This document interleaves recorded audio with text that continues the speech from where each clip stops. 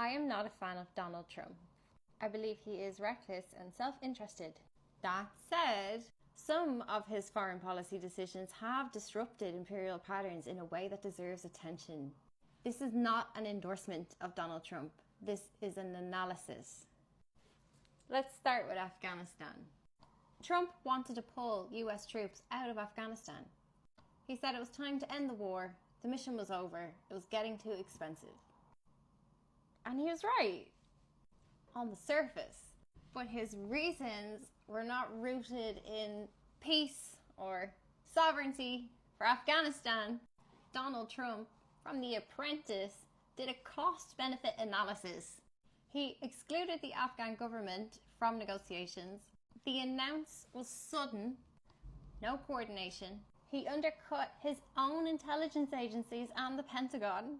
The rushed timeline created instability, and the mid-journey handover to the Democrats botched the job completely. Biden, the botcher. Leaving Afghanistan was the correct thing to do. Doing it unilaterally and chaotically undermines the outcome, the intention completely. The withdrawal itself is broadly justifiable, but the manner in which it was done created preventable chaos.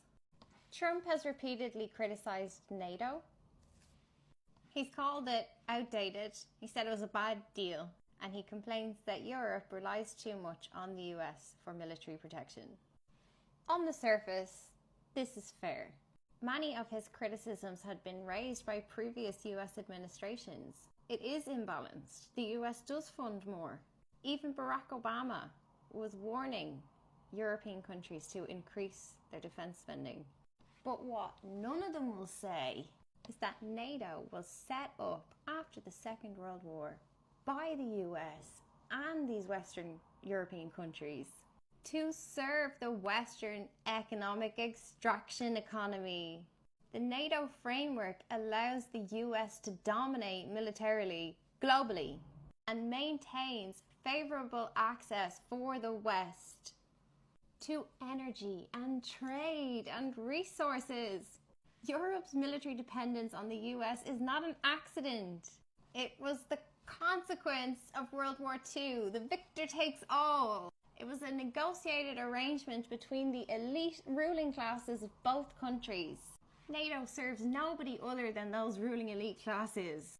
Again, Trump, the businessman, doing a cost-benefit analysis, thinking, why are we paying all this money? It's fair enough.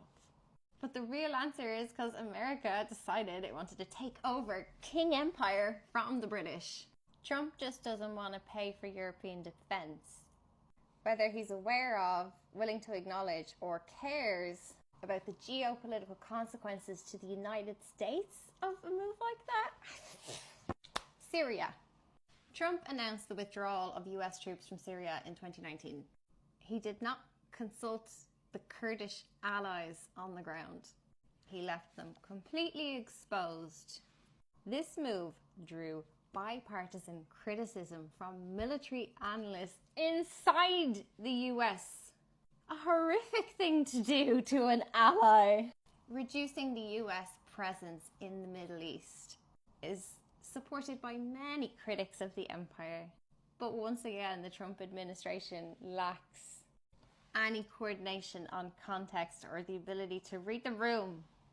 The withdrawal from Syria was announced on Twitter.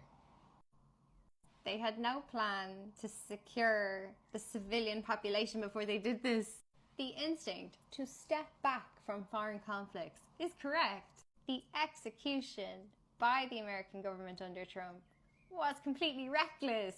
The reasons given are shallow and the truth is never spoken. He literally said, he said, the US should stop playing world police. Fair. He said, let someone else fight over sand. Bro. North Korea. Trump met Kim Jong-un. No US president has ever done that. It was shocking, symbolic, and strange. He said it was about peace. He called it historic. And to be fair, talking is better than bombing. But what did he actually do? Well, He legitimized North Korea. He said they were in love. He got a photo with him. And then, nothing. Not a dicky bird. Not a mention. Diplomacy is a good idea. This is not diplomacy. This is theater. But it's revealing. The US position has always been to escalate first, never talk. So that small photo saying I love you to Kim Jong-un, that's very unsettling to the imperial machine. And he knows that.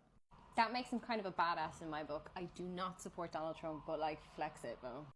I'm anti-Trump because I don't think that the US federal government should be run like a business. And I think that he is the symptom, not the disease. He's not a threat to anti-imperialists. He's more of a threat to the machine. Trump is a wrecking ball. His supporters sent him into the house to clean it out. They don't know what they're cleaning out, but they know, they feel something's off, and this guy speaks truth to power. Kind of. He also owns golf courses all over Scotland. This is very Roman Empire. Pretend you're the revolutionary figure, but then consolidate the power for yourself and do something even worse with it, which seems to be what he's building momentum to do. However, him slamballing into Capitol Hill creates opportunity for me and you. If we do not get distracted by the wreckage and keep tracking the truth, he is making some of the quiet parts loud. He's forcing American leftist liberals to defend war, genocide, tech monopolies. They'll do anything to oppose him. He's not destroying the machine, but he's making it more visible. And when the lights flicker, we can see the wiring. He's like Homer Simpson. But the system protects itself by making it impossible for you to separate the idea from the person. So the moment somebody disruptive says something that's half true, your instinct is to reject the whole thing. But what he's disrupting is real. And if we are not able to say that, admit that, we end up defending structures that we need to be dismantling just because we don't like the messenger. And that is how the empire stays safe. Trump's foreign policy will occasionally accidentally align with anti-war revolutionaries. That doesn't mean he has coherent anti-war policy. His geopolitical moves are usually poorly planned, abruptly announced on social media, and motivated by short-term concerns or his personal gain. His administration is not building alternative frameworks. He does not acknowledge the structural roots of American military domination. He's not anti-imperial. He's critical of the cost of the empire. When people refuse to acknowledge this complexity, they reinforce a binary narrative that serves existing structures. It is possible to say that some of Trump's moves have reduced direct violence and disrupted some very harmful behaviors. It is also accurate to say that he has failed to build anything better in their place.